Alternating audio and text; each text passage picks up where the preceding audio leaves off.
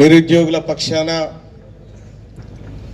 ఏళ్ల తరబడి అలుపెరగని పోరాటం చేసినటువంటి సోదరుడు మానవతారాయ్ గారికి, అలాగే ఈ కార్యక్రమంకి విచ్చేసినటువంటి సోదరిమణి బంట్రు శోభారాణి గారికి,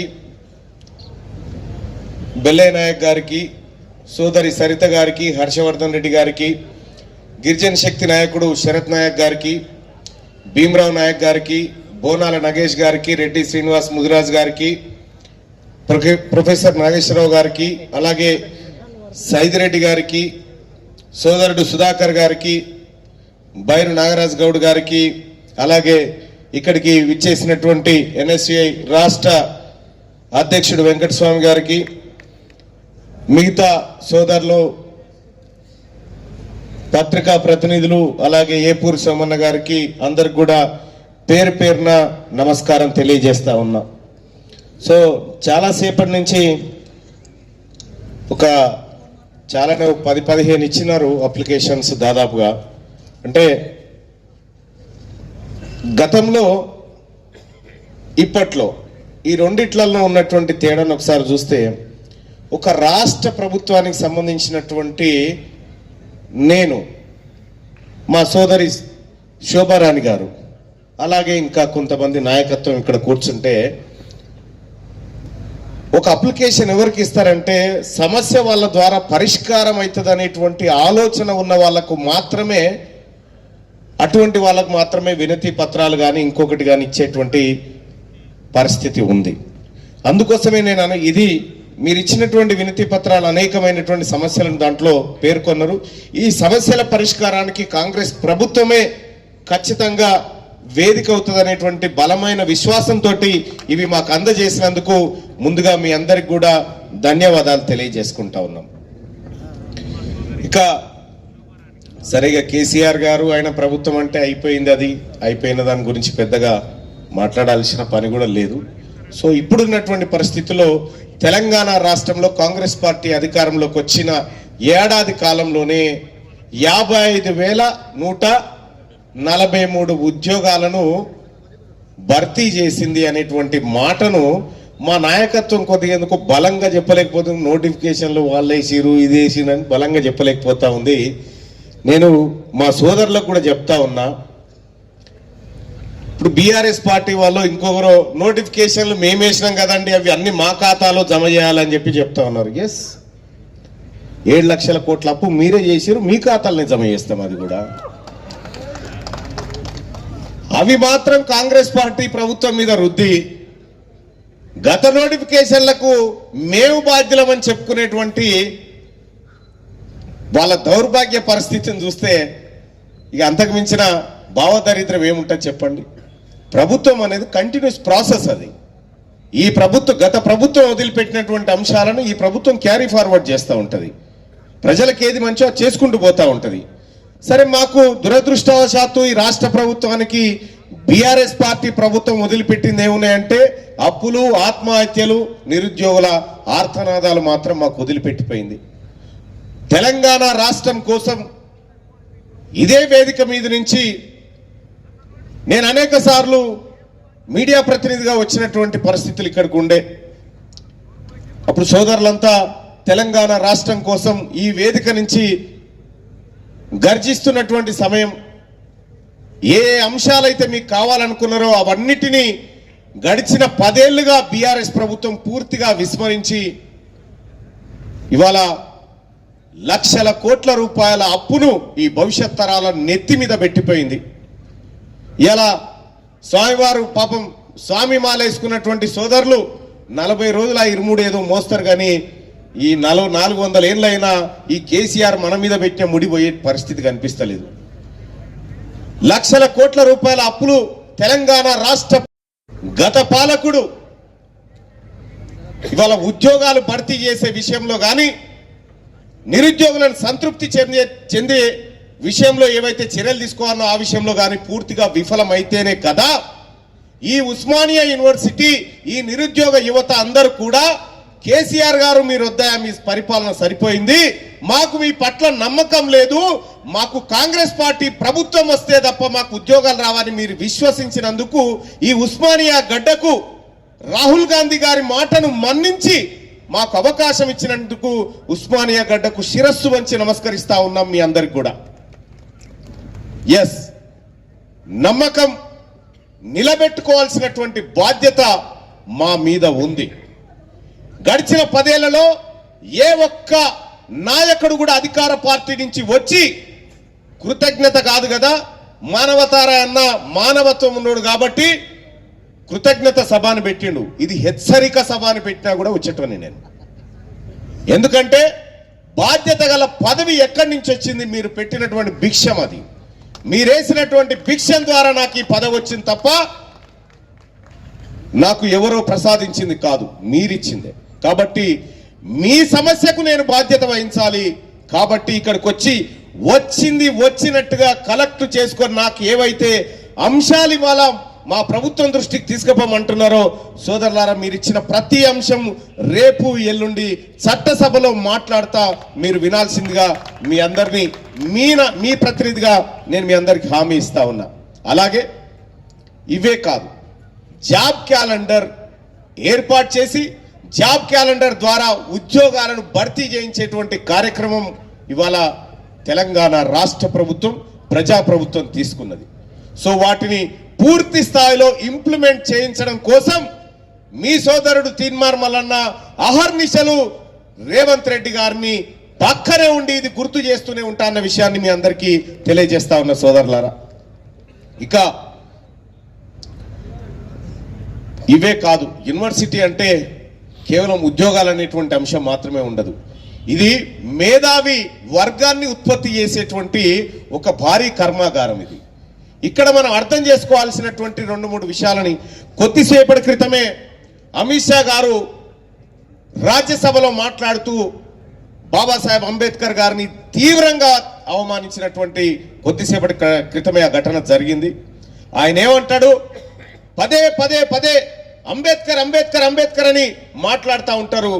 ఈ అంబేద్కర్ ప్లేస్ లో రాముణ్ణి కనుక గొలుచుకుంటే 7 జన్మలకు మీకు పుణ్యం దొరుకుతుందని అవమానకరంగా అంబేద్కర్ ని ఇవాళ అవమానిస్తా ఉన్నాడు. ఈ వేదిక నుంచి అమిత్ షా గారి వ్యాఖ్యలను తీవ్రంగా ఖండిస్తా ఉన్నాం. అలాగే వాళ్లకు అనేకమైనటువంటి హామీలు ఇచ్చినటువంటి ఎన్డీఏ ప్రభుత్వం ఏమి అమలు చేసిందో మనం ఒకసారి చూడాలి. ఈ నెల 21, 22 తారీఖు నాడు ఖతార్కో ఎక్కడికో పోతా ఉన్నారు. ఎవరు? ప్రధానమంత్రి నరేంద్ర మోడీ గారు. ఎందుకు పోతా ఉన్నారు సార్ అంటే వాళ్ళు పిలిచిరు కాబట్టి పోతా ఉన్నాం. మణిపూర్ వాళ్ళు ఏడాది నుంచి పిలుస్తా ఉన్నారు రమ్మని, అటు పోలే. మణిపూర్ వాళ్ళు ఏడాది నుంచి పిలిచినా పోలే, కానీ ఖతార్ వాళ్ళు పిలిస్తే మాత్రం పోయిండు నరేంద్ర మోడీ గారు. ఈ దేశంలో భారత రాజ్యాంగాన్ని పూర్తిగా విచ్ఛిన్నం చేసి తన సొంత రాజ్యాంగాన్ని తీసుకురావాలనేటువంటి కుట్రతోటి నరేంద్ర మోడీ గారు ఆడుతున్నటువంటి ఈ నాటకాన్ని ఈ ఉస్మానియా యూనివర్సిటీ మేధావి వర్గం అబ్జర్వ్ చేయాల్సిందిగా మీ అందరినీ రిక్వెస్ట్ చేస్తా ఉన్నా. సోదరులారా, నేను మా నాయకుడు రాహుల్ గాంధీ గారిని ఒక మాట మీద విశ్వాసంతో నమ్మిన. ఒకే ఒక్క మాట ఆయన చెప్పింది, మీ తలలు లెక్క పెడతా, క్యాస్ట్ సెన్సస్ జరగాలి, మీరెంత ఉన్నారో అంత వాటా దక్కాలి అని చెప్పి ఈ ఎస్సీ ఎస్టీ బీసీల కోసం ఆయన మాట్లాడినటువంటి విధానానికి ఖచ్చితంగా ఆ స్థాయి నాయకుడి నుంచి వచ్చిందంటే ఇంప్లిమెంట్ జరిగి తీరుతుంది అనేటువంటి పూర్తి విశ్వాసంతో నేనున్నా. ఇలా తెలంగాణ రాష్ట్రంలో క్యాస్ట్ సెన్సస్ ని పూర్తి చేసి అతి త్వరలోనే ఈ ప్రజలకు ఏమేం దక్కాలనేది వాటాల వారీగా ఎవరి పావుషేరు వాళ్ళకు అప్పగించేటువంటి గొప్ప కార్యక్రమానికి తెలంగాణ రాష్ట్ర ప్రభుత్వం శ్రీకారం చుట్టింది.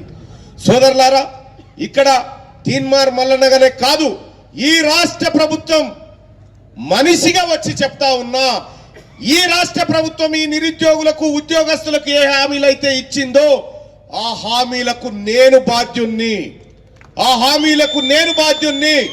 రేపొద్దున నా గల్లా బట్టి అడిగేటువంటి హక్కు మీకుందని చెప్పి మీ అందరికి తెలియజేస్తా ఉన్నా. ఈ మాట గత ప్రభుత్వంలో గాని ఎక్కడ గాని ఏ నాయకుడు చెప్పి ఉండడు. ఇలా ఈ ప్రభుత్వం పైన మీరుంచినటువంటి విశ్వాసాన్ని, మీరిచ్చినటువంటి భరోసాని నిలబెట్టుకొని మరింత ముందుకు పోయేటువంటి కార్యక్రమం చేస్తాం తప్ప ఇంకొకటి కాదు. సోదరులు చాలా మంది ఉద్యోగాల విషయంలో కానీ, రెగ్యులరైజ్ విషయంలో కానీ అనేకమైనటువంటి వినతులు వస్తూ ఉన్నాయి. ఎస్, బెల్లయ్య నాయక్ గారు చెప్పినట్టుగా ఇవాళ చెప్పింది రేపటి కల్లా ఇంప్లిమెంట్ చేయకపోవచ్చు, కానీ ఖచ్చితంగా ఈ రాష్ట్ర ప్రభుత్వం మెజారిటీ ప్రజలకు మేలు చేసే కార్యక్రమం చేస్తా ఉందనేటువంటి విషయాన్ని మాత్రం ఈ సందర్భంగా ఆర్ట్స్ కాలేజ్ వేదికగా మీ అందరికీ తెలియజేస్తా ఉన్న సోదరులారా. ఇలా విద్యా వ్యవస్థలో మన పిల్లలు గవర్నమెంట్ హాస్టల్లో చాలని కూడు తింటా ఉంటే ఇదే రాష్ట్ర ప్రభుత్వంలో ఉండి నేనైనా మార్నింగ్ న్యూస్ లో అడిగిన, నేను నా సోదరుడు సుదర్శన్ కూడా అడిగినాం, ఒక కోడిగుడ్డే 6 రూపాయలు ఉంటే ఈ 6 రూపాయలతో 3 పూటల అన్నం ఎట్లా పెడతాం సార్ అనేటువంటి ప్రశ్న నేనే అడిగిన. ఈ రాష్ట్ర ప్రభుత్వం నాకు ఆ స్వేచ్ఛనిచ్చింది, ముఖ్యంగా కాంగ్రెస్ పార్టీ ప్రభుత్వం ఇచ్చింది. రెండోది, ఇక్కడ దాదాపు అందరం జైలుకు పోయినాం. జైల్లో పొద్దుగాల ఇంత నాష్ట పెడతారు, మధ్యాహ్నం భోజనం పెడతారు, సాయంత్రం కూడా డిన్నర్ పెడతారు. జైలు ఖైదీల మీద పెడుతున్నటువంటి ఖర్చు కంటే స్కూళ్ళలో పిల్లల మీద పెడుతున్న ఖర్చు తక్కువ అన్న విషయాన్ని మనం చెప్పడం జరిగింది.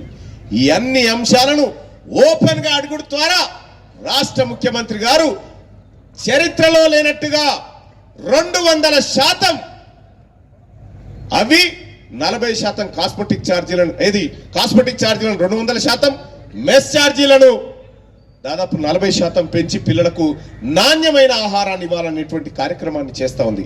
అంటే గతంలో కేసీఆర్ గారు ఈ ఉస్మానియా యూనివర్సిటీ ఉండకూడదు అనేటువంటి నిర్ణయానికి వచ్చిండు.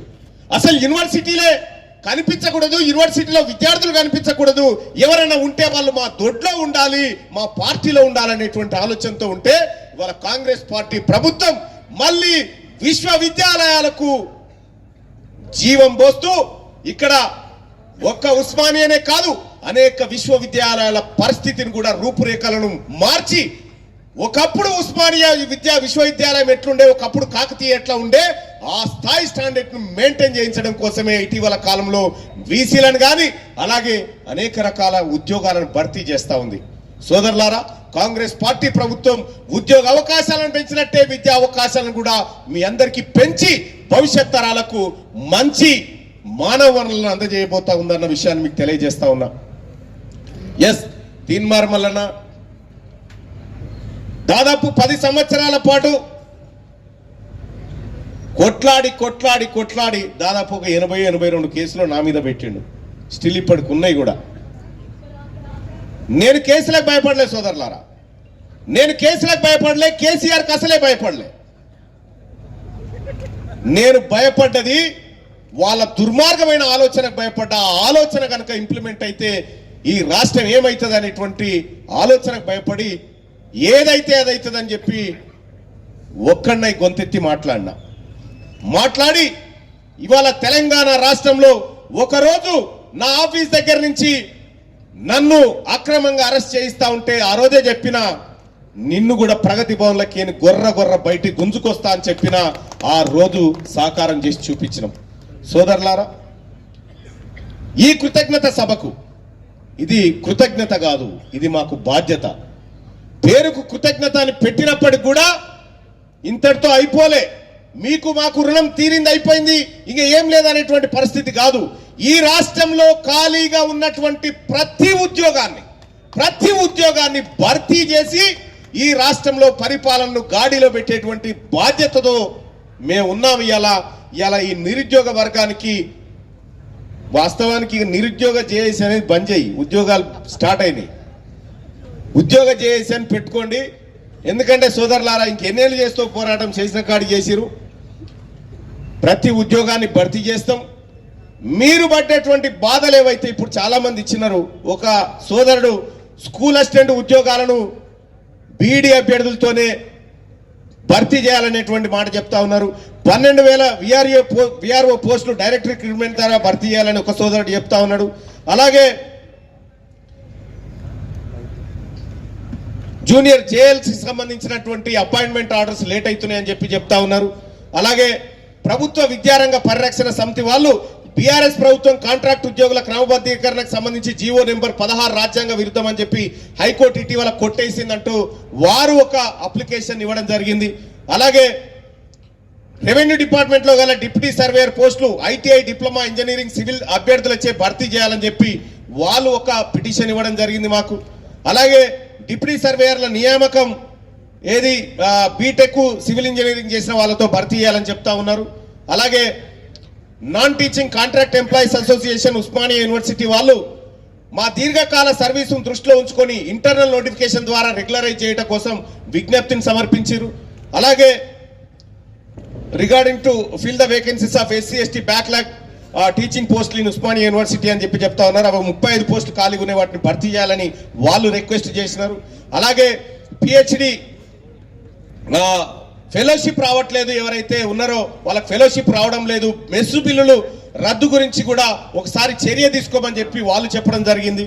అలాగే ఇక request for implementation of 50,000 consolidate pay as promise in Congress manifesto అని చెప్పి ఈ సోదరులందరూ మీ ఆలోచనను మీ రిక్వెస్ట్లను మీ డిమాండ్లను మా దృష్టికి తీసుకురావడం జరిగింది. అలాగే 2018-19 ప్రీ పిహెచ్డి ఎగ్జామ్ ఫెయిల్ అయిన విద్యార్థుల విన్నపం మేము అనగా యూనివర్సిటీలో అయ్యాం, మాకు మరొక ప్రీ పిహెచ్డి ఎగ్జామ్ రాసుకోవడానికి అవకాశం ఇప్పించగలరని వాళ్ళు రిక్వెస్ట్ చేస్తా ఉన్నారు.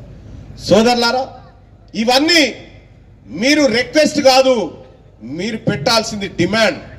ఆర్డర్ ఇవ్వాలి, మాకు ఆర్డర్ ఇవ్వాలి. ఎందుకంటే మేము మీకు మేనిఫెస్టోలో ఇచ్చింది విన్నపం, రిక్వెస్ట్, మీ ఆమోదం కోసం పంపినటువంటి పత్రం అది మా మేనిఫెస్టో. ఆ మేనిఫెస్టోలో ఉన్నటువంటి ప్రతి అంశాన్ని ఇంప్లిమెంట్ చేస్తూ మీకు